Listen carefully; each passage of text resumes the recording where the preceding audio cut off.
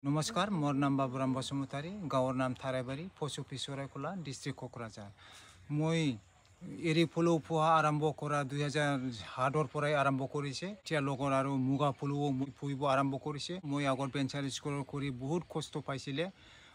বেতন চেতন নোহোৱাৰ কাৰণে ঘৰ সংসাৰ চলাওঁতে বহুত অসুবিধা হৈছিল। কিন্তু এতিয়া এৰী ফুলো আৰু মুগা ফুলো পুহি মই ধুনীয়াকৈ সংসাৰ চলাব পাৰিছে।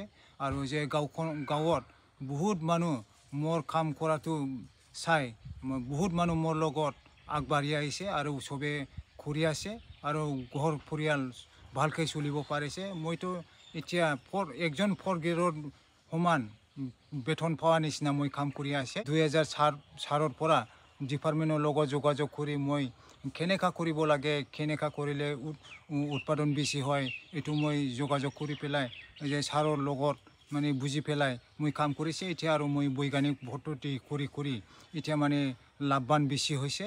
আৰু এতিয়া মই মানে দিল্লী চিল্লীত মানে যাই এৱাৰ্ড পাইছে। আৰু এতিয়া গাঁৱৰ মানুহ আৰু বিভিন্ন জেগাৰ পৰা আহি মোৰ পৰা পৰামৰ্শ লয় আৰু মোৰ নিচিনা কাম কৰিম বুলি মানে আগবাঢ়ি আহিছে। মই পকা পুহি ধনী হৈ আহিছে। বছৰৰ 4 পৰা 5 লাখলৈকে মই ইনকাম কৰিব পৰা অৱস্থাত আহিছে।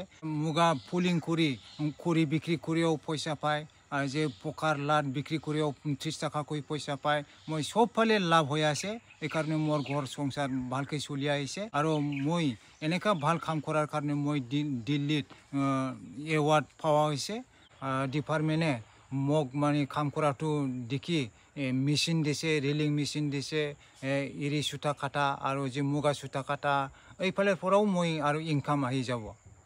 আগত মোৰ ঘৰে নাছিলে, যে পলু পোৱাতে বহুত অসুবিধা হৈছিল, অলপ পুহিছিল। কিন্তু এই যে ডিপাৰ্টমেণ্টৰ পৰা মই এটা ঘৰ পাইছে, মই প্ৰডাকশ্যন বেছি কৰিব পৰা লাইনত আহিছে। এইটো হ'ল এৰী পকাৰ লাট। এইটো মই খেতি কৰাতে গোবৰ আৰু এই লাটটো মিছল কৰি খেতি কৰে। বহুত ধুনীয়াকৈ খেতি পাওঁ মই। মূলা, আলু যিকোনো খেতি কৰিলে মই এইটো মানে গোবৰৰ লগত মিলাই এইটো খেতি কৰা হয় আৰু। মই এতিয়া পুলিং দিম, তাৰপিছত মই হাল বোৱাই আদা, কচু আৰু হলুদ গাড়ী দিম। তাৰ পৰাও মই বহুত ইনকাম কৰিব পাৰে। লাষ্টত মই এইটোৱে ক'ব খোজে যাতে কৃষকসকলে এনেকুৱা কাম কৰি লাভৱান কৰিব পাৰে। এইটো কাৰণে মই চবকে দাদা ভাইসকলক মই আহ্বান জনাওঁ।